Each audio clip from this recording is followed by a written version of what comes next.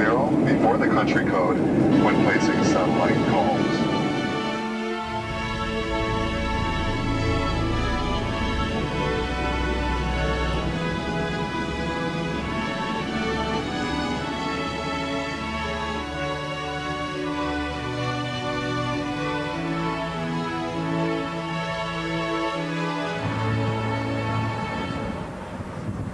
In the United States, Ron has artifacts and information on display from his fieldwork. For example, from Sodom and Gomorrah is this burnt spearhead and this burnt bone.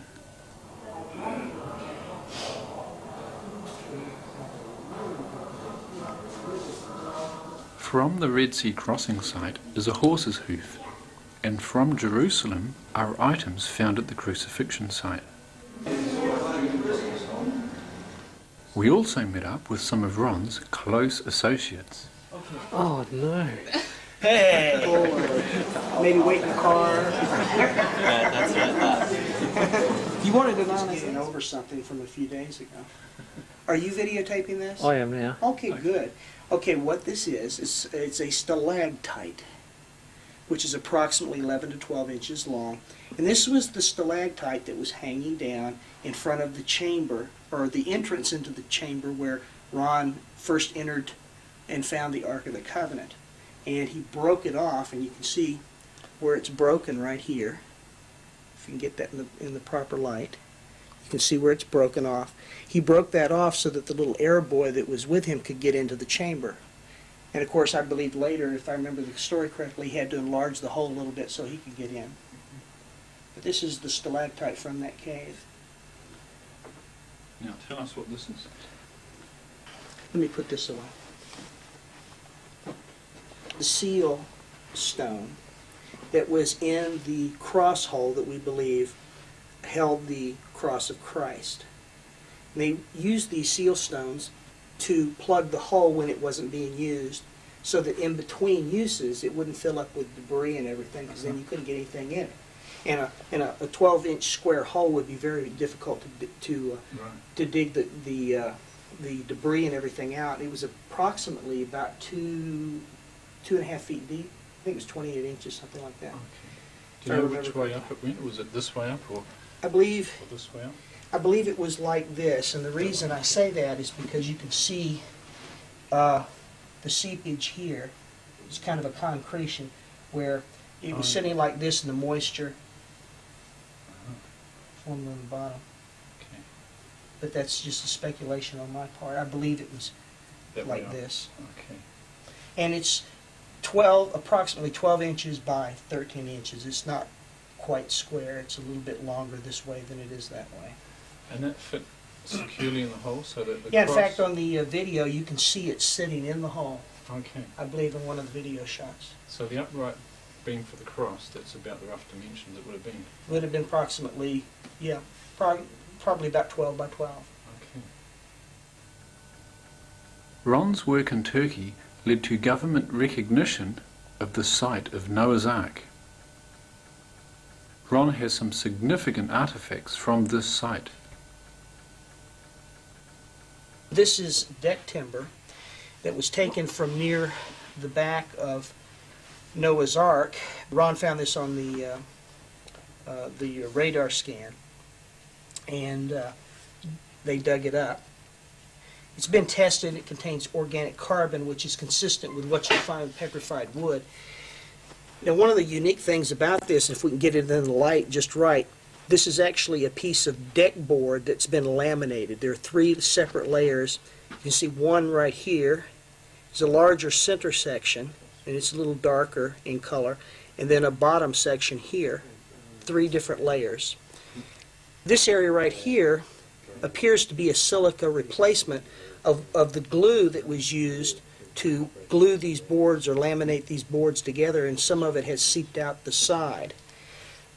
Now, another interesting feature of this deck board is nails. Oh, okay. Nail heads. There's one right here. Let me get it into the light and see it a little bit better. And you can experiment with your camera angle. There's one here, and there's 1, 2, 3 in a row right here. Marty Plott also has a section of fossilised wood from Noah's Ark. So Ron gave you this, Yeah, and this is from Noah's Ark. it is from Noah's Ark.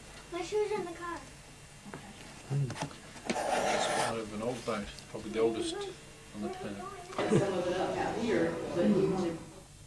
Ron also has some ancient human bones of gigantic proportions. This first one is a human thumb bone, and it's been identified by radiologists as the second bone of the thumb, this bone right here. The Bible records that giants existed in ancient times. As you can see, it's approximately 2.5 times the size of mine, which, if you can extrapolate from that, this person was probably somewhere between 11 to 12 feet tall that this bone belonged to. Now, the bone of a child, what is it? Epiphysis. The epiphysis is still visible here. That's what you find on a bone that is not completely grown, and you find this in children. And as you can see, as I hold it up here, it's just a little bit larger than mine, but mine is full grown. So this was a rather large child. Now this third specimen, unlike the other two, is petrified. And this was found near the Tower of Babel, and it has been identified as a human toe bone, probably from the big toe. And as you can see, it's quite large. It's bigger than any toe. This would just be one of 2 bones in the toe, so you're talking about a toe that's probably 6 to 7 inches long. That was a big toe. That was somebody with a very big foot. From Noah's Ark, Ron retrieved a metal alloy rivet. What this is a rivet that was found in association with Noah's Ark. What's 2 remarkable things is you can see the edge of the plate right here, where it ends. And you can also see part of the head of the rivet, and where, as Ron says, it was struck while it was hot, and the hot metal flared out and made it larger than the hole so it wouldn't slide back through plate. When I was over there in June of '97, Andrew Jones and I found and photographed actually a whole plate with 2 rivets in it that had rust stains all around them. You know, we have that on both photograph and video. And these things are real, and they look very, very similar to this. This is a very distinct separation here. In fact, I imagine you would still see it if you chip some of this matrix material off. But you see it's broken. And here's some broken pieces of it right here, see? But we won't attempt to remove those because they look so very fragile, so please don't. We were with him when he found it, Josh, you know it. Oh, that's right, you were on that trip, weren't you? I had that on video at the spot. Ron had survived imprisonment and even a kidnapping at gunpoint during his explorations, but poor health finally caught up with him. Ron had planned to dive with us at the Red Sea and regretted having to cancel his trip. You know, I was sorry that I couldn't go diving with you guys because, you know, but I couldn't, and I've learned to quit apologizing for things that are out of my control because there's obviously some reason for it. Ron had been battling with cancer for some time. Sadly, in the early hours of the 4th of August, 1999, Ron passed away and is now resting in the Lord. But his work lives